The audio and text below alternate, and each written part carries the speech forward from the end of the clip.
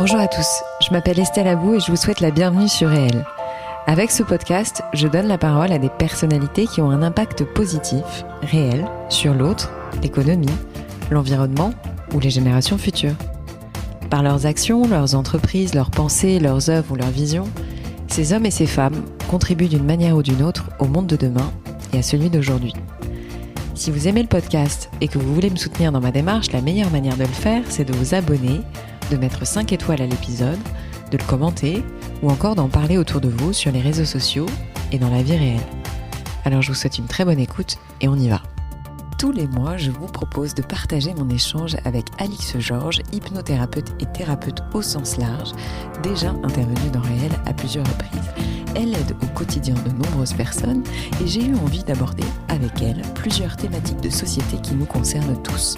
Allez, je ne vous en dis pas plus et laisse place à cette conversation thérapeutique avec Alix Georges. Alix, merci d'être de nouveau ici pour nos rendez-vous qui s'appellent Conversations thérapeutiques. Ce sont des rendez-vous mensuels. Alix, tu es thérapeute et hypnothérapeute depuis maintenant, je crois, 5 ans. Donc j'ai l'honneur de te recevoir pour qu'on aborde ensemble des thématiques qui nous tiennent à cœur et qui sont des thématiques, à mon avis, qui concernent beaucoup de gens. On a abordé ensemble la dernière fois la psychologie de l'enfant et donc on en vient maintenant à la psychologie de l'adolescent parce que c'est dans la continuité. Alix, j'ai envie de te demander, qu'est-ce que c'est que l'adolescence en fait ? Bonjour Estelle, bonjour à toutes, bonjour à tous. Alors, effectivement, dans la continuité de notre dernier épisode, on en était resté, je ne sais pas si tu te rappelles, à 12 ans. Donc ouais, en fait, maintenant, on va aborder la période après 12 ans. Ça. Donc pour faire un récap, la dernière période de l'enfance, c'était la période de latence, de 7 à 12 ans. De 7 à 12 ans. Où en gros, il y a une espèce d'accalmie dans la psychologie de l'enfant par rapport à la période précédente. Et à 12 ans, il y a un nouveau phénomène en fait dans la psychologie de l'être humain qui se met en place, 11-12 ans à peu près. Donc c'est l'apparition de la puberté en fait, ce qui marque le début de l'adolescence. C'est ça. Tu me demandais qu'est-ce que c'est que l'adolescence. L'adolescence, c'est la rencontre entre en fait un processus de maturation biologique et de changement biologique avec des transformations psychiques. Donc c'est la définition de l'adolescence. Pour l'OMS, c'est une période de croissance et de développement humain entre l'enfance et l'âge adulte qui a lieu à peu près entre 10 et 19 ans. D'accord. Donc ça, c'est la définition de l'adolescence. Et concrètement, c'est donc le passage de l'enfance à l'âge adulte qui est marqué par l'apparition de la puberté. Je fais juste une petite parenthèse. La notion d'adolescence est une notion extrêmement moderne qui est apparue à peu près au 19e siècle. Avant, il y avait les enfants et il y avait les adultes. Entre les deux, on parlait de jeunesse en gros. D'accord. Mais la notion d'adolescence, elle a été introduite au 19e avec après la Révolution française, quand en fait il y a des jeunes gens qui ont commencé à sortir dans les rues, à se révolter et à s'exprimer. Et ensuite, donc la psychologie a analysé cette notion, mais c'est très nouveau. D'accord, ok. Mais alors du coup, on a quand même nous déterminé une sorte de, on sait pas trop quand est-ce qu'elle commence et on sait pas trop quand est-ce qu'elle finit quoi finalement. C'est ça, donc c'est ça qui peut-être peut être compliqué à gérer quand on est parent. Oui, alors en fait, on sait quand elle commence. Elle commence, comme je te disais, avec la puberté. Ouais, c'est vraiment c'est le marqueur de l'entrée. Elle est déclenchée. L'arrivée des poils et des boutons. C'est ça, exactement. Elle est déclenchée par des processus biologiques et hormonaux. Donc concrètement, le commencement de l'adolescence, ça va être marqué par les premières règles chez les filles et par les premières éjaculations chez les garçons. Par l'augmentation de la taille, il y a une vraie croissance de la taille qui est très très forte, qui ressemble à celle du petit enfant. Une évolution des caractères sexuels primaires, donc qui sont les organes génitaux, et une évolution des caractères sexuels secondaires, qui sont la voix, la pilosité, les seins et les muscles. Parallèlement à ça, comme je te disais, il y a une poussée de croissance. Et chez les filles, ça commence à peu près à 10 ans, et chez les garçons, à peu près à 12 ans. Donc ça, c'est vraiment le début de l'entrée dans l'adolescence physique et hormonale. En revanche, comme tu disais, il n'y a pas de fin claire à l'adolescence, à cette période. Et d'ailleurs, on en parlera peut-être tout à l'heure, mais il y a l'émergence d'un nouveau phénomène qu'on appelle l'adolescence, qui est une espèce de transition entre l'âge adulte. C'est arrivé quand ça, du coup ? Parce que l'adolescence, j'en ai entendu parler il n'y a pas si longtemps que ça. Et c'est un petit peu le fait de ne jamais grandir ou de ne jamais vouloir devenir adulte. C'est ça. En fait, l'adolescence, on la positionne à peu près entre 19 et 30 ans. En gros, c'est l'âge de la vingtaine. C'est cette espèce d'adolescence prolongée. C'est arrivé quand ça a été en France, ça a été le marqueur de cette notion a été le film Tanguy. Je ne sais pas si tu t'en rappelles. Bah oui, bien sûr. Et en fait, c'est suite à ce film qu'il y a eu tous les publicitaires. Le terme adolescence vient des publicitaires. C'est une invention des publicitaires. Okay. Et après, il y a eu la mini-série, je ne sais pas si tu te rappelles, Bloqué, avec Aurel San, qui explique justement cette espèce d'adolescence prolongée dans la trentaine. Sur l'adolescence, ce qui est intéressant à comprendre, que ce sont des adultes qui s'identifient à des ados et non l'inverse. C'est pas des ados qui veulent rester ados. C'est des adultes qui s'identifient à des adolescents. Et on pourrait caractériser ça comme un renoncement au fait de vouloir devenir adulte. C'est hyper intéressant, mais enfin, là, j'imagine que ça peut être l'objet d'un podcast à part entière, tellement ça nous reflète des choses sur notre époque. Complètement. Oui, c'est ça. C'est-à-dire qu'un refus d'aller dans le monde réel, un refus d'y aller, un refus d'assumer le fait de devenir adulte, d'assumer des responsabilités, c'est ça en fait. Complètement. Ouais. Parce qu'en fait, si tu veux, on peut détailler ce qui se passe psychiquement dans un processus normal d'adolescence. C'est ça, c'est les étapes, les grandes étapes, les phases et le déroulé psychique de l'adolescence. Exactement. Ouais. Il y a 3 phases dans l'adolescence. La première phase, alors, me demande pas pourquoi, les filles, c'est toujours avant les garçons. Ah oui? Ouais, la première phase, donc c'est 12-13 ans chez les filles et c'est 13-15 ans chez les garçons. C'est la phase dite d'opposition. Donc, en fait, ça va commencer par donc on sort de la période de latence du côté petite enfance. Ça correspond à l'entrée au collège, en gros. D'accord. Ça va commencer par une grande phase de régression avec des comportements imprévisibles, avec c'est la phase d'opposition en fait. Les ados s'opposent aux règles, ils questionnent tout ce qui semblait aller de soi pendant l'enfance. Et à ce moment-là, ce qui va se passer psychiquement, c'est qu'il y a une grande conscience de soi qui commence à se développer, mais qui dépasse. Qui les dépasse. C'est vraiment la sortie du monde de l'enfance. En fait, tout l'enjeu de l'adolescence, c'est apprendre à être soi et à renoncer à l'enfance. Donc l'enfance extrêmement protégée par les parents, avec des modèles parentaux extrêmement marqués, extrêmement protecteurs. C'est une lâchée dans la nature. Tu vois ce que je veux dire? Donc là où l'enfant collé à l'identification de ses parents, son corps va commencer à changer, donc son psychique va commencer à évoluer. C'est jamais concomitant, ça va être par à-coup, tu vois. Je vois très bien. Donc il y a cette première phase d'opposition qui en général déconcerte beaucoup les parents. Ensuite, on entre dans une deuxième phase qui est la phase d'affirmation de soi. Donc chez les filles, c'est 13-16 ans et chez les garçons, c'est 15-17 ans, où le « je veux » va succéder au « je ne veux pas ». Parce qu'en fait, la phase d'opposition juste avant, on peut la comparer au Terrible 2. C'est ça, j'étais en train de faire le lien dans ma tête, c'est-à-dire que j'étais en train de me dire, mais attends, la phase d'opposition, c'est le Terrible 2, il commence à dire non à tout, et dès que tu dis le moindre mot, c'est non, non, non, non, non. Exactement. Donc ensuite, il y a cette deuxième phase où le « je veux » en fait. va enfin émerger. Mais dans le « je veux », il va y avoir quelque chose que les parents connaissent très bien. En fait, le « je veux », c'est « je veux échapper à la banalité, je veux être unique, je veux être exceptionnel, je ne veux surtout pas être comme mes parents, je veux être libre, je veux scandaliser, je veux faire du bruit.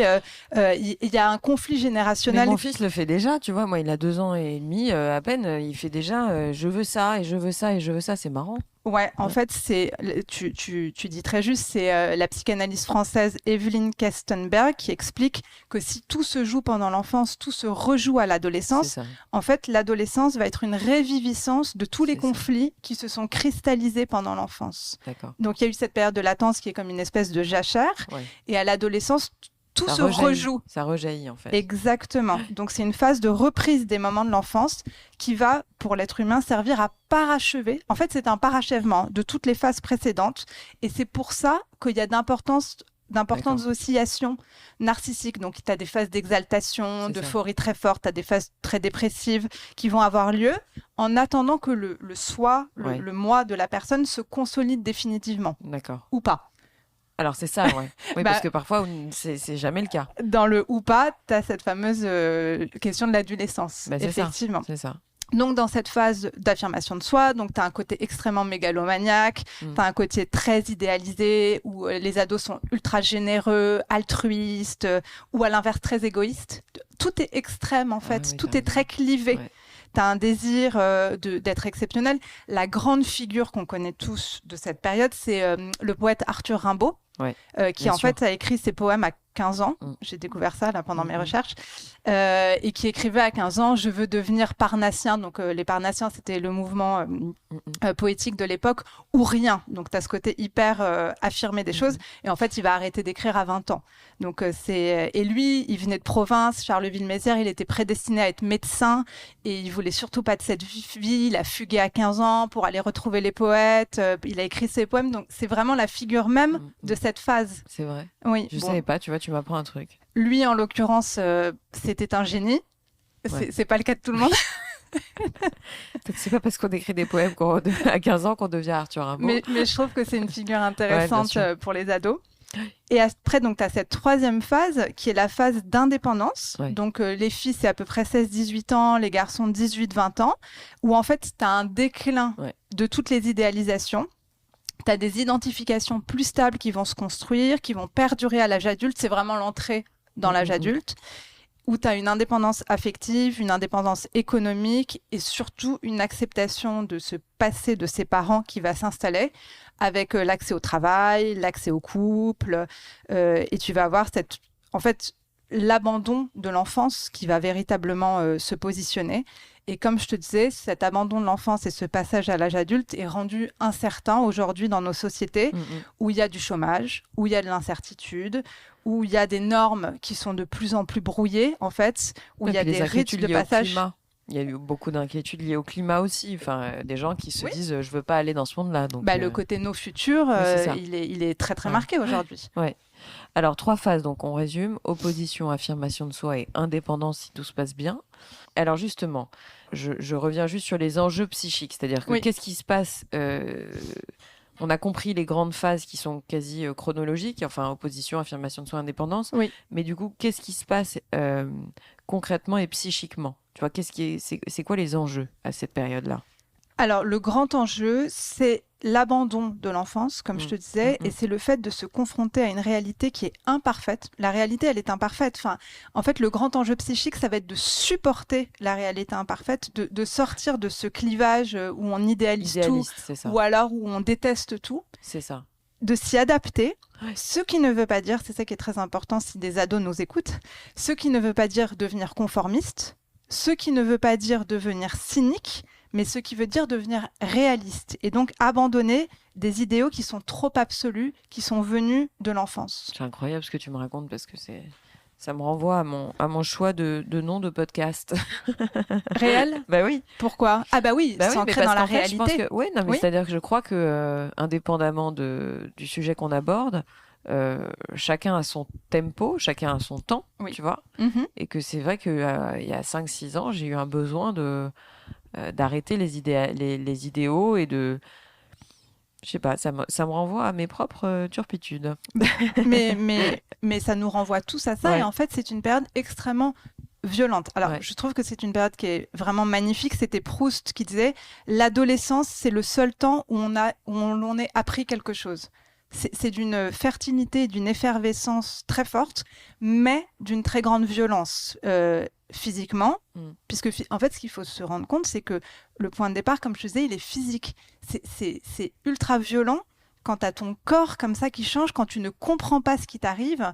Il n'y a pas un complexe du homard de Françoise Dolto? C'est un peu... Tu peux nous expliquer un peu ça? Oui. La notion de complexe du homard, effectivement, c'est Françoise Dolto qui l'a théorisée pour expliquer la période de transition. Elle parle de complexe du homard parce que les homards, à un moment de leur vie, vont perdre leur carapace et vont faire leur mue, comme un serpent, en fait, où la carapace va se briser et elle va se fissurer avant de totalement tomber. Et pendant ce temps, le homard est ultra vulnérable, ultra fragile. Il va se cacher derrière des rochers, il va se cacher sous les algues et il va être à la merci des requins et de tous les prédateurs de la nature. Et en attendant qu'une nouvelle carapace repousse définitivement, il va devoir se protéger. Et c'est la même chose, c'est Françoise Dolto donc, qui expliquait ça, qui va se jouer pour l'adolescent jusqu'à acquérir une stabilité adulte. Il arrive dans un monde nouveau. Il a un corps qui est différent, qu'il ne maîtrise pas. Parce qu'en fait, comme je te disais... Oui, c'est ça, c'est au-delà de toi. Il faut se rappeler cette période où tu as des poils qui arrivent, ton corps change, ta voix change. Quand tu es un garçon, la mue, c'est quand même un moment, je pense, assez compliqué à vivre. Tu as les règles pour les filles, tu as les éjaculations pour les garçons, tu as de la poitrine, tu comprends pas... Enfin, c'est violent. Des boutons. Et d'ailleurs, remarque aux parents, c'est vivement déconseillé de pointer toutes ces petites transformations qui sont liées à la puberté, parce que tu as plein d'adultes qui adorent faire ça.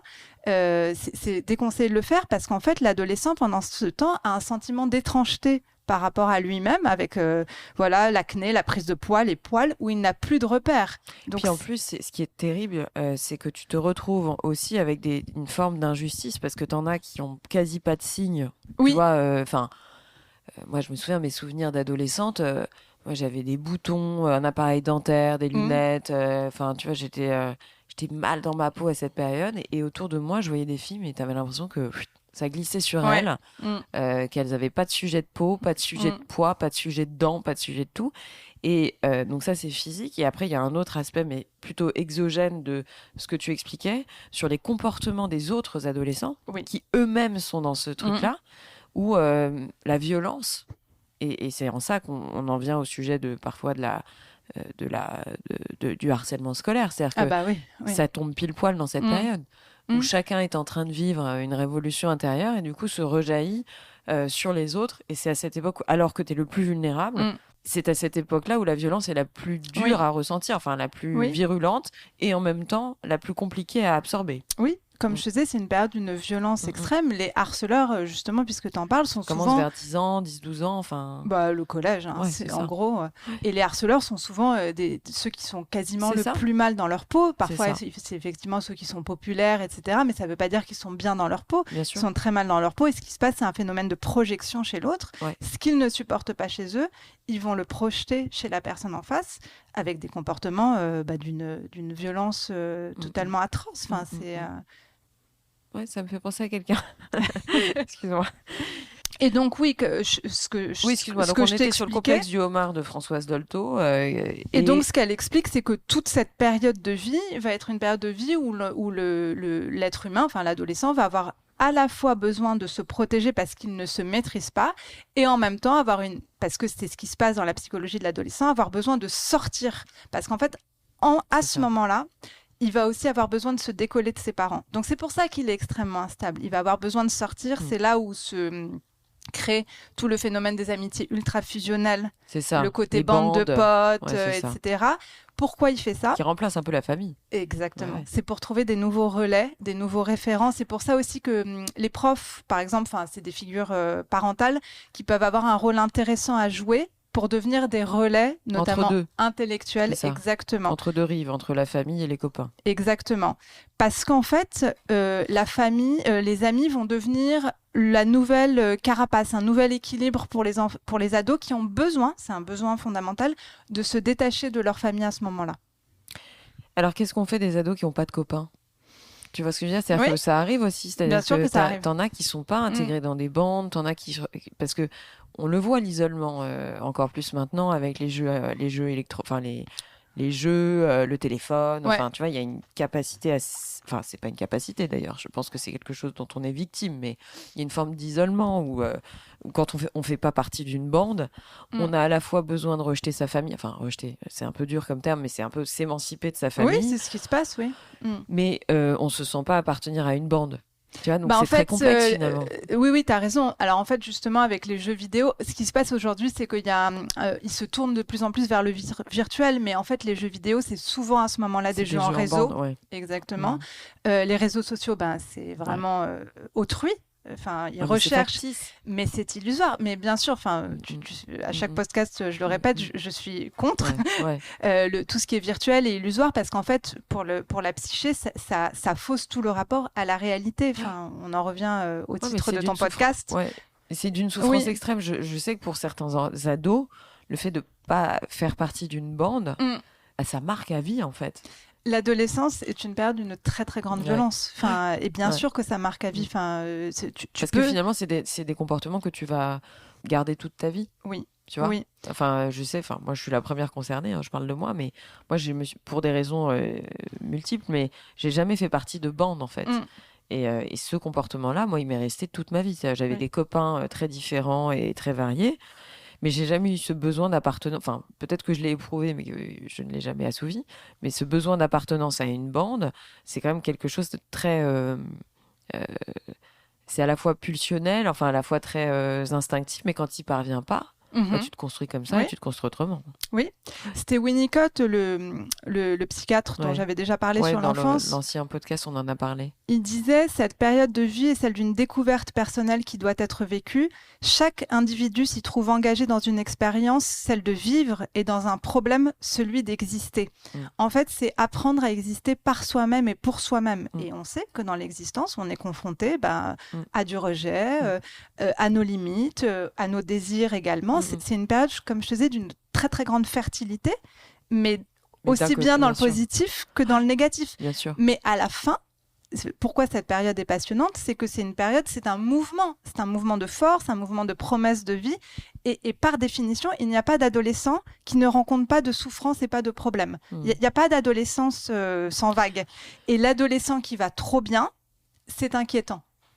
C'est ça, tu vois, c'est un coup qui fait rien hors cadre, qui fait ce que les parents demandent de faire, qui a pas besoin de sortir, parce que on en vient aussi au comportement maintenant, c'est-à-dire qu'il y a quand même des comportements qui émergent, j'ai envie de dire assez du jour au lendemain. Oui. Et franchement, je peux le constater aussi, enfin, je l'ai constaté. Avec les ados.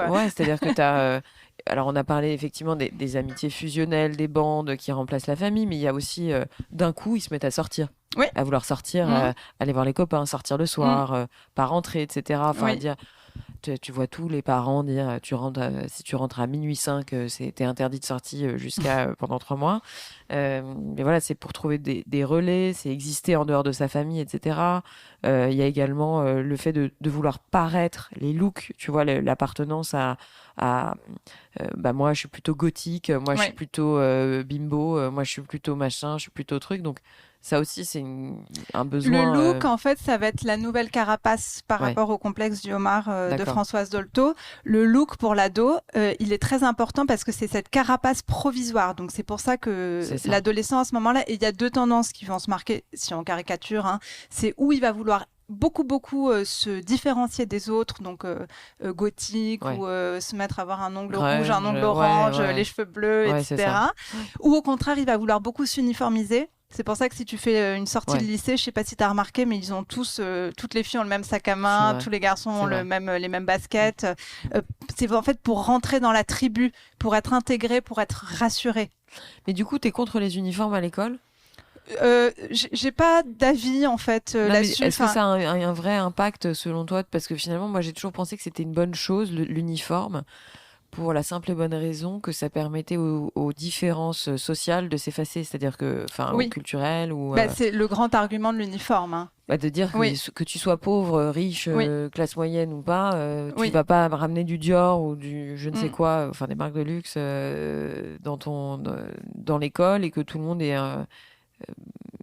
est habillé de la même manière pour justement effacer ça. Donc, Et en même temps, à l'adolescence, puisque là on est vraiment sur l'adolescence, c'est aussi important que l'expressivité puisse s'exprimer, de la créativité du look. Donc tu vois, tu as le pour et tu as le contre. Non, c'est sûr. Donc c'est des carapaces provisoires, tout ça. Et c'est vrai que c'est par phase, finalement, quand on y pense. T'as des phases, j'ai eu les cheveux bleus, j'ai eu les cheveux rouges, je me suis habillée comme ça, et puis à un moment, boum, ça part d'un coup finalement. Oui, parce que en fait, si on théorise psychologiquement, t'as quelque chose qui a réussi à se construire avec cette carapace, et donc c'est possible d'abandonner. Ils sont allés chercher quelque chose en faisant ça. C'est une carapace. Voilà, donc ça les a protégés, ça a une vertu extrêmement protectrice. Mais d'ailleurs, c'est pour ça qu'en fait, à l'âge adulte, tu trouves très peu de gothique, par exemple, alors que tu en as beaucoup à l'adolescence.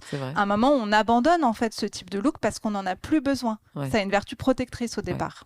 Mais alors ça, c'est pour l'aspect, on va dire, entre guillemets, sympathique, et qui est pas très compliqué à gérer. C'est-à-dire, c'est pas si grave de changer de coupe de cheveux ou d'avoir les cheveux bleus, mais ou de se faire des ongles noirs. Mais il y a des conduites à risque quand même qui émergent aussi à cet âge-là pour exister. Complètement. Et là, c'est des conduites à risque pour exister, mais qui peuvent détruire. En fait, c'est exactement ce que tu dis, c'est que le vécu des bouleversements qu'on décrit est tellement violent, et tellement difficile, et tellement insupportable que comme l'adolescent ne peut pas être, enfin certains adolescents n'arrivent pas à être passifs face à ces changements qui sont beaucoup trop brutaux et qui les assaillent, ils préfèrent c'est un arbitrage, prendre le risque d'une conduite plus à risque pour avoir le sentiment d'exister, d'avoir le contrôle sur les choses. C'est pour ça qu'il y a un côté tellement extrême dans les comportements adolescents, par exemple les consommations de drogue, par exemple évidemment l'alcool, par exemple l'anorexie, par exemple les insultes, le désordre, l'hypersexualisation, parce qu'en fait le débordement des pulsions intérieures est tellement fort qu'ils vont avoir besoin de prendre des risques pour masquer l'angoisse. Donc c'est la phrase en gros, je risque donc j'existe. Tu comprends ? En fait, c'est une décharge. C'est une décharge des conflits que l'adolescent n'arrive pas à prendre en charge par lui-même. Je ne suis pas du tout en train de te dire que c'est une bonne décharge. D'ailleurs, on conseille aux parents qui sont très souvent, enfin ça on en voit extrêmement souvent, des parents qui sont hyper inquiets par leurs enfants qui ont ce type de conduite. C'est intéressant d'encourager les ados à exprimer cette agressivité, ces pulsions, dans des activités saines. Par exemple, le sport. Le sport, les arts martiaux pour les garçons, ou l'art, ou la créativité, mais des activités saines, énergiques, c'est ça. Plutôt que dans ce type de comportement. Et normalement, il y a une bascule parce qu'avec les adolescents, c'est assez facile d'une certaine façon, c'est comme avec les enfants. Comme tout est en mouvement, tu peux assez facilement décaler les choses. Donc normalement, il y a un basculement qui peut se faire. Ça dépend de chacun, évidemment. C'est hyper passionnant. Enfin, vraiment, ça me fait réfléchir sur beaucoup de choses. Mais c'est du coup, dans les comportements à risque, on peut peut-être les citer. Il n'y a pas que le désordre ou le fait de devenir agressif, etc. Mais il y a une hypersexualisation qui est... Mais je pense quand même aux jeunes filles. Oui, bien sûr. Enfin, là, je ne peux pas m'empêcher de penser à ça. C'est-à-dire qu'avec les réseaux sociaux... je vois des enfants, enfin, c'est pas des enfants, mais c'est quasiment... des enfants pour moi. Tu soulignes un point juste, c'est que l'adolescence commence de plus en plus tôt. Parce que les phénomènes, même, je ne sais pas si tu vois dans ton entourage, mais les phénomènes purement pubertaires arrivent beaucoup plus tôt. Aujourd'hui, les filles, elles ont de la poitrine à 10 ans, à 11 ans, alors qu'il y a encore 15 ans, c'était plutôt à 12 ans, à 13 ans. Je ne saurais pas t'expliquer pourquoi, je ne sais pas. Ouais. Mais peut-être qu'on les met plus en valeur. C'est-à-dire que peut-être c'est peut-être ça aussi le sujet, c'est qu'avant, peut-être qu'on les voyait pas, qu'elles les cachaient. Enfin, mais c'est vrai qu'aujourd'hui, je vois sur les réseaux sociaux, enfin, il y a quand même des jeunes filles, enfin, des quasi-enfants, enfin, des adolescentes pour le coup, qui ont 12 ans, qui en paraissent 22, quoi. Ouais. Enfin, qui mettent qui se mettent très très tôt sur les réseaux en maillot de bain, enfin, tu vois, qui mettent en avant le corps. Pour moi, c'est très perturbant. Enfin, je trouve que c'est quand même... Et puis avec les parents qui sont OK. En fait, elles ne le font pas exprès. C'est-à-dire qu'encore une fois, comme je te dis, les adolescents ne captent pas forcément ce qui leur arrive. Et on sait que les adolescents ont besoin, pour fixer leur image d'eux-mêmes, ils ont besoin d'être validés par les autres. C'est pour ça que le like et que les réseaux sociaux marchent tellement bien pour les adolescents, puisqu'ils ont besoin, comme le corps... Le soutien de la communauté. Comme le corps leur échappe. Tu comprends, ton corps t'échappe à ce moment-là. Tu as besoin d'être validé par les autres pour comprendre ce qui t'arrive. Tu vois ce que je veux dire ? Bien sûr. Donc, c'est pour ça d'ailleurs que les filles passent autant de temps dans la salle de bain à se scruter, à se regarder. D'ailleurs, les garçons le font aussi, parce que le corps leur échappe. Donc, quoi de mieux qu'un réseau social qui te valide ? Tu vois, donc psychologiquement, c'est normal ce qu'elles font. Ton miroir version mais ce qui n'est pas normal, et c'est important que je finisse ce raisonnement, ce qui n'est pas normal, c'est que les adultes cautionnent ça parce que c'est totalement n'importe quoi, et que la société cautionne ça. Enfin, je trouve personnellement qu'il y aurait un vrai travail à faire au niveau légal pour mieux contrôler l'usage des réseaux sociaux. Enfin, je dis rien de nouveau, parce que c'est dangereux, parce que c'est pas ta vraie image, parce que c'est du filtre, parce que les autres, quand ils te likent, c'est pas vraiment toi qui like. Enfin, tu Il y a eu une réforme récemment, c'est Bruno Le Maire qui a fait une réforme là-dessus. Tu sais, il a fait une loi, mais je trouve que c'est pas suffisant. C'est bien, mais c'est pas suffisant du tout. C'est-à-dire que d'interdire aux influenceurs, ou en tout cas de leur demander de préciser quand il y a un filtre pour vendre un produit, moi j'avais envie de dire, mais juste interdis les filtres en fait, tu vois. Oui, mais Non, enfin, c'est un peu abrupt, mais finalement, oui. ce serait pas mal d'interdire les filtres. Psychologiquement, ça serait excellent. Enfin, Bah parce oui, que... parce qu'en fait, si tu te trouves moche sur une photo, tu la postes pas. Et puis, t'as aujourd'hui, pas de like les pour dire premiers que t'es belle. consommateurs de chirurgie esthétique, c'est la tranche d'âge Mais il y en a 18-34 ans. de plus en plus, Oui. de plus jeunes. C'est-à-dire, Oui. je le sais, il y a un phénomène où on me l'a confirmé, ça démarre à 25 ans. Oui, je te dis, Je la crois que je l'ai première lu dans tranche un d'âge, article. aujourd'hui, c'est 18-34 ans en croissance. Hein. Je ne te dis pas que c'est plus que les personnes très âgées, mais en croissance de cette portion d'âge, ce sont les plus consommateurs. C'est Mais c'est impressionnant. hyper triste. C'est impressionnant parce Mm. qu'en fait, on est dans une ère où on nous dit il faut être bien dans sa peau, on est dans le bien-être, dans le Complètement. développement personnel, dans tout ça. Et ça nous renvoie, ça nous renvoie aussi à une espèce d'idéalisation de beauté, de culte de la beauté qui est finalement très illusoire. C'est perturbant. Alors donc, j'en viens au sujet de fond aussi, c'est le dur et difficile rôle d'être parent d'un adolescent. Oui. C'est-à-dire que c'est quand même sacrément compliqué. Oui, il y a un petit proverbe comme ça qui dit petits enfants, petits problèmes, grands enfants, grands problèmes. Mm. C'est vrai. Mm. C'est très très dur en fait d'être parent d'un adolescent. Je pense que c'est plus dur que d'être parent d'un petit enfant. Ouais, Désolée Estelle, mais... Non, mais t'as raison, mais c'est que ça me fait penser à une citation et pour ne pas le citer, c'était mon père qui disait quand t'es petit, tu nous empêches de dormir et quand t'es grand, tu nous empêches de vivre. Sympa. Non, mais c'est pas faux, c'est-à-dire que il y a un sujet de fond, c'est-à-dire que moi j'ai beaucoup de gens dans mon entourage qui souffrent, de parents qui souffrent. Oui. Tu vois, mais vraiment, c'est-à-dire que parce qu'en fait toute la thématique d'être parent, c'est d'accepter l'ambivalence, d'accepter d'un côté tu reçois des coups. Et de l'autre côté, tu dois protéger et contenir cet être humain qui est encore ton enfant, mais qui n'est pas encore un adulte. Donc, tu dois accepter d'être un objet de tension permanent, qui est très très fort et qui est dirigé contre toi. Puisque toute la thématique de l'ado, c'est de se séparer de ses parents. Ouais. Et d'arriver à rejeter ses parents. Parce que c'est obligatoire dans le processus. Tu es obligé de rejeter tes parents à un moment pour te construire. Mais on en revient à cette idée de lien continu entre la petite enfance et l'adolescence. On en revient, alors tout à l'heure c'était sur la phase du non, le terrible tout, mais là on peut très bien le rapprocher au phénomène de non, pas maman, moi je me suis quand même pris une claque, je me suis quand même pris une baigne de mon bébé. Si tu veux. Donc, mais dis-toi que ça va être plus fort pendant l'adolescence. Non mais tu vois, c'est-à-dire que donc il m'a quand même, il m'a rejeté. Et toi, face à ça, tu es obligé d'agir d'abord par rapport à ça, mais en même temps de lui rassurer sur ton amour. Et en fait, c'est ça qui est très particulier. Tu dois accepter d'être cet objet de tension. Tu dois accepter d'être totalement manipulé, utilisé d'une certaine façon. Mais on a fait pareil avec nos parents. Hein. C'est l'histoire de l'être humain, en fait. Tout en les acceptant, parce qu'en fait, tu as aussi toute la thématique des parents qui ne supportent pas d'être dépassés par leurs ados. Parce que, en fait, les ados nous remettent totalement en cause dans nos conformismes, dans notre embourgeoisement. Plus tu es adulte, plus tu t'embourgeoises. Et les ados nous challengent, en fait, là-dessus. Et il faut accepter de les laisser choisir d'autres modèles sans se sentir dépréciés. Et sans s'effacer non plus, voilà. Ah bah évidemment. Sans s'effacer, bien sûr, parce qu'ils ont besoin, au contraire, de la confrontation. C'est quand même un ils besoin. ont besoin de la confrontation, ils ont besoin d'une solidité en face d'eux.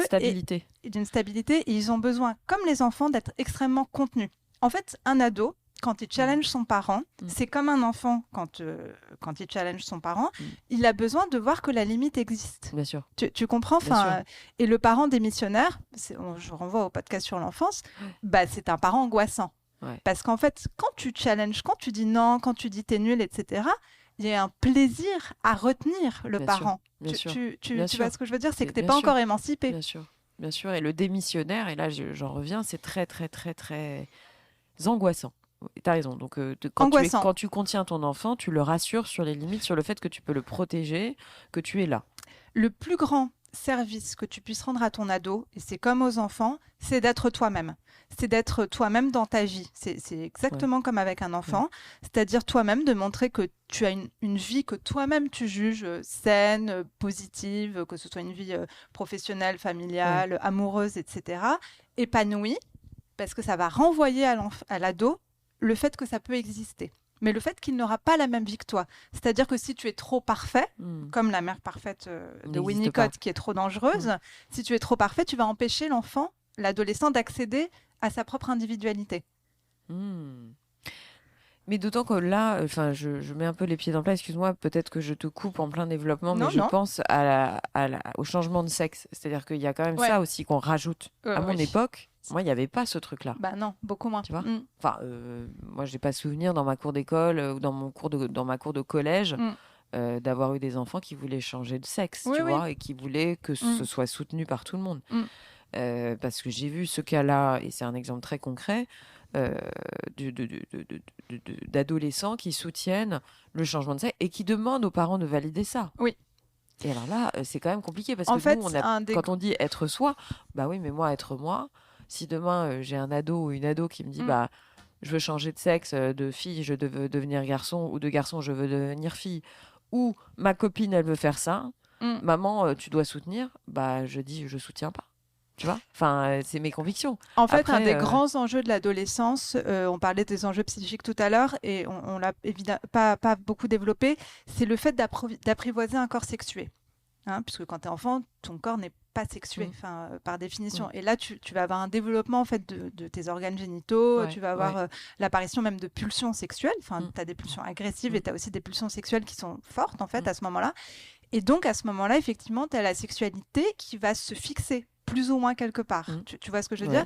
Mais c'est pour ça que tous les thérapeutes, il y a même eu un centre en Angleterre sur les changements de sexe, sur la transsexualité, où il y a eu une polémique en fait autour de ça, qui faisait changer beaucoup trop tôt les adolescents de sexe, et en fait où ils se sont aperçus qu'il y avait des retours de personnes après coup qui disaient mais en fait c'était trop tôt, j'étais pas encore fixée, etc. Donc c'est très important.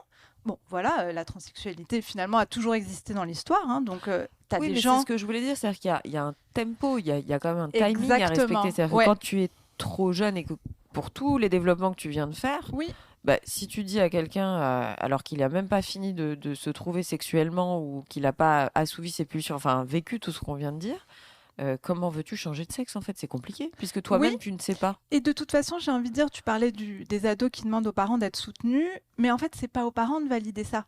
Tu vois ce que je veux dire ? Les parents, ils peuvent dire, ok, tu te poses des questions en ce moment sur toi, je t'écoute, mais pas plus. Le parent n'a pas à valider ou à infirmer une tendance sexuelle de son enfant ou pas, c'est à la personne elle-même de le découvrir.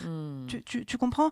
Être un bon parent, c'est offrir un regard positif, offrir un regard validant, où tu comprends le vécu de la personne, enfin tu le comprends. Je ne sais pas si tu peux le comprendre, mais tu l'écoutes à minima, mais tu ne donnes pas ton avis. Tu peux donner des conseils. Ouais, mais c'est très compliqué. En fait, la meilleure attitude, c'est d'écouter. C'est de ne pas rejeter. Ça sert à rien de rejeter. Tu comprends ? C'est d'écouter. Et c'est de permettre à ton ado, à ton jeune, d'arriver à sa propre solution tout seul. C'est complexe quand on est parent, parce qu'on a envie d'intervenir. Ouais, et puis c'est complexe d'être soi. Tu vois, parce que quand tu dis c'est être soi, c'est le meilleur service qu'on puisse leur rendre. Et en même temps, faut pas dire ce que tu penses. Waouh, tu vois, et en même temps ne pas être démissionnaire. Tu vois, tu marches sur un fil en permanence. Comme je te disais, je pense sincèrement que c'est plus dur d'être parent d'un ado que de parent d'un enfant. Parce que tu dois permettre à autrui d'accéder à sa vie d'adulte, à lui permettre, en fait, potentiellement de te dépasser et en tout cas de se séparer de toi. Mais pour un parent, c'est pas facile, Mais c'est-à-dire qu'en fait, imaginons si tu n'as pas aidé ton enfant à te dépasser ou à être meilleur que toi, on parle de psychisme, on parle pas de résultats, peut-être que ça va rejaillir en tant qu'adulte après. C'est-à-dire que c'est peut-être aussi pour ça qu'il y a des conflits qui se résolvent, qui ne trouvent jamais de solution, des conflits familiaux qui ne trouvent jamais de solution. C'est-à-dire que tu restes figé sur cet état-là, avec des parents qui ont peut-être pris trop de place, peut-être ont trop porté de jugement, peut-être ont été trop dans le conflit, trop dans l'affrontement, que ça laisse des ruines, et que ces ruines-là, tu te les trimbales en fait toute ta vie, et puis c'est pour ça que tu as des enfants à 45 ans qui sont encore fâchés avec leurs parents, quoi. Oui, d'accord. Je le pense sincèrement. L'énorme enjeu d'être parent, c'est de permettre à ton enfant, à ce moment-là, on parle vraiment de l'adolescence, de se libérer de ton influence. Quand t'es parent, tu veux forcément avoir une forme d'influence sur ton enfant, c'est humain. On est tous pareils, tu Ouais, vois. bien sûr. L'idée, c'est un moment de permettre à autrui d'être qui il est. C'est le fameux « nos enfants ne sont pas nos enfants ». Bien sûr, tu me l'enlèves de la bouche. J'étais en train de repenser à ce poème magnifique.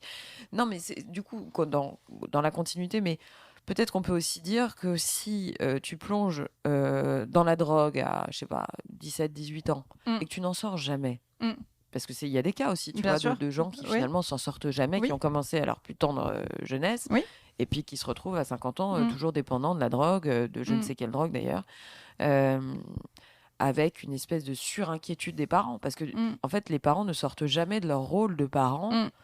Alors ça, c'est une certitude, parce que tu te sens parent, heureusement. Mais quand, en fait, tu as un enfant qui crée ce lien permanent de dépendance à son parent par la drogue, par l'addiction. Enfin, je te dis pas que c'est de la faute de l'enfant. Il y a forcément une. On peut renvoyer au podcast sur l'addiction. Sur voilà, ce mais problème après, précis. après, il y a. Exactement, tu as raison. Qui était un très, très bon épisode. Mais du coup, c'est très complexe de comprendre tout ça. Parce qu'on on le sait pas. Enfin, tout ce que tu viens d'expliquer. Toi, ça te paraît limpide parce que c'est ton métier et que tu es dedans toute la journée, mais ça paraît limpide pour personne parce que c'est tellement... Oui, en fait, c'est théorique et après, il y a la pratique. Exactement. Voilà. Exactement. Mais c'est vrai que du coup, il y a un soutien... parce qu'il y a aussi, je pense, et là, on peut en parler, notamment pour la maternité, mais c'est très complexe de trouver des supports au sein de tes amis, parce qu'en fait, tes amis, eux-mêmes, ils sont parents. Si ça se trouve, ils sont parents d'enfants du même âge, etc. Mais toi-même, tu as une sorte de honte, peut-être parfois. Peut-être que tu te dis, mais... Enfin, c'est pas de la honte, mais ça peut être de la gêne, ça peut être une sorte de compétition. Et on revient à cet esprit de culte de la performance où on se dit, bah... Moi, je suis pas bon parent parce que j'ai fait ça, ou je suis bonne parce que j'ai fait ça. On le voit dans le regard des parents quand tu as des adolescents qui ont des très très bonnes notes à l'école. Ah bah ils sont fiers.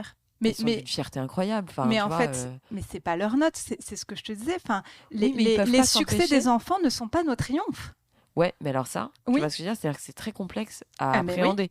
Parce que quand tu as un ado qui échoue et qui a un échec scolaire, enfin un échec scolaire, même si je déteste ce terme, mais enfin en gros qui n'arrive pas à avoir des bonnes notes, forcément on regarde le parent. Tu vois, on va dire c'est quoi le loupé. Oui, mais encore une fois, c'est un leurre. Enfin encore une fois. Bah oui et non quand même, c'est-à-dire que il y a un moment, tu peux te dire, bah, tu as quand même apporté un cadre à ton enfant pour qu'il ait envie de travailler, qu'il ait envie d'avoir des bons résultats. Oui, tu vois. Non, mais tu as raison. C'est-à-dire que c'est toute la thématique du parent d'encourager au maximum son enfant. Mais c'est toute la thématique entre la responsabilité et la culpabilité. Tu vois ce que je veux dire ? Un parent n'est pas coupable. Ou au contraire n'a pas à se glorifier ou de l'échec ou du succès de son enfant. Bah, je trouve qu'on y est encore beaucoup. Non, mais en revanche, il est responsable. C'est-à-dire que, voilà, il y a un âge légal qui est 18 ans. Enfin, tant que ton enfant est sous ton toit, tu es responsable légalement de lui. Enfin, s'il est en danger, tu as une responsabilité vis-à-vis de ton enfant. Donc c'est pour ça que on n'en a pas beaucoup parlé, mais tout l'enjeu pour un ado, et c'est comme avec un enfant, c'est d'inculquer le respect de la loi et la limitation, éviter au maximum les mauvaises conduites. En tant que parent, évidemment que tu as un rôle à jouer sur si ton enfant se met à prendre de la drogue, oui, tu as un rôle à jouer, tu as un rôle même interventionniste si jamais ton enfant est en danger. Si ton enfant effectivement a des problèmes scolaires, ou tu es OK avec ça parce que tu t'en fous du système scolaire français et je le conçois totalement, et c'est pas grave s'il a des mauvaises notes, ou si tu sens que ton enfant est en échec parce qu'il souffre, etc., tu as un devoir en tant que parent de l'accompagner. Tu vois, c'est cette ligne d'équilibre, cette ligne de crête. Qui est très compliquée. Mais pas par rapport au regard des autres, par rapport à ton histoire familiale avec ton enfant. Tu vois Non, mais c'est très important de rappeler la limite entre culpabilité et responsabilité. Et le curseur n'est pas évident à placer. Oui, parce qu'en fait, c'est vraiment, je te dis, c'est une ligne de crête. C'est un travail d'équilibriste. Tu dois laisser l'adolescent assumer son indépendance et assumer aussi ses conneries, tu vois, tout en gardant le contact avec lui et en lui rappelant la loi, le respect des limites, et ta présence et ton soutien pour l'aider parce qu'il n'a pas la maturité psychique de tout comprendre. Bien sûr. Mais on l'oublie ça. C'est vrai que souvent un adolescent de 14 ans, encore plus maintenant, je trouve qu'ils ressemblent tous à des garçons de 10 ans de plus. Oui, je trouve qu'il y a une génération là qui fait 2 mètres, qui est costaud, qui oui. fait du 46 et tout, en pointure. C'est quand même assez perturbant parce que tu t'es face à physiquement des gens qui paraissent 10 ans de plus, mais psychiquement, c'est des bébés. C'est encore... Bah oui, voilà, donc c'est très, très perturbant. Oui. Et c'est vrai qu'on a un peu de... C'est pas facile d'être parent. Non, c'est pas facile du tout. Est-ce que tu as des conseils, du coup, Alix, on va se quitter dans pas longtemps, mais est-ce que tu aurais des conseils, quelques lignes directrices que tu veux rappeler suite à notre échange ? Toujours l'écoute, vraiment... La communication, ne jamais rompre le dialogue. Non, jamais. En fait, les écouter, mais vraiment les écouter. C'est-à-dire pas les écouter pour ensuite leur inculquer nos préceptes, etc. Une écoute très active. S'intéresser à ce qu'ils disent. Oui. En fait, tu t'intéresses à ce qu'ils te racontent parce que, et d'ailleurs, comme je faisais, c'était Proust qui disait que c'était la période la plus intéressante de la vie de l'être humain. C'est vraiment intéressant de les écouter. Et sans être intrusif. Exactement. Ouais. L'encourager à créer au maximum. La créativité, c'est toujours bon. C'est ultra thérapeutique. Bien sûr. La créativité, ça peut être dans le sport, ça peut être dans les études, ça peut être dans les arts, ça peut être dans les amitiés, ça peut être... c'est passionnant, cette période de la vie. Le laisser choisir ses modèles extérieurs sans te sentir toi-même déprécié. Le plus dur, ça. Oui. Et offrir un exemple de vie saine. Voilà les grands préceptes. Et communiquer, c'est vraiment important, comme avec les enfants, les limites claires aux pulsions et aux interdits. Tu as des choses, tu dois apprendre à contenir ton ado pour le protéger. Merci Alix, c'était passionnant de t'écouter. Je renvoie bien entendu tout le monde à tous les épisodes qu'on a déjà enregistrés ensemble, qui s'appellent Conversations thérapeutiques. On a abordé beaucoup de thématiques. Je rappelle bien évidemment qu'on peut te joindre. Tu t'appelles Alix Georges. En tapant ton nom sur n'importe quel moteur de recherche, on te retrouve. Voilà. Écoute, un grand merci Alix et je te dis à bientôt pour un prochain épisode. Merci beaucoup Estelle pour ce moment de partage comme à chaque fois. Merci à toutes, merci à tous et à bientôt. À bientôt, bye bye. Voilà les amis, c'est la fin de cette interview, j'espère qu'elle vous a plu. Si c'est le cas, n'oubliez pas de partager l'épisode via les plateformes d'écoute comme Acast, Apple Podcasts, Spotify ou votre application de podcast préférée. Le partage et la notation du podcast sont super importantes pour moi, donc je compte sur vous pour mettre des étoiles et des commentaires là où c'est possible.